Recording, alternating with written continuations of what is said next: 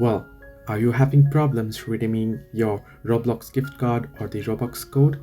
Let me help you. Hello everybody, welcome back to my channel. This is me, Bipin Bisnet, and today I'll guide you on how you can redeem your Roblox code or the Robux code. Now, either ways, the process itself is quite simple and quite easy, so let me guide you with this video. First things first, what you want to do is you want to open up your browser on any device that you want. Simply head into any browser that you wish to, that you use, and then you want to go ahead and on the search bar you want to type in roblox.com/redeem. As you can see there on the screen, simply type in roblox.com/redeem and you'll be headed to this page. Now before this, if you aren't signed in, it'll ask you to sign into your account. Since I'm already logged in, since I'm already signed in, it's taking me directly to the redemption page. If you are already signed in, you want to tap on the profile icon at the top there and you'll be able to check which your account you're logged in on. You can log out of the particular account and you can log into the account that you wish to redeem your code on, and then simply enter in your code here.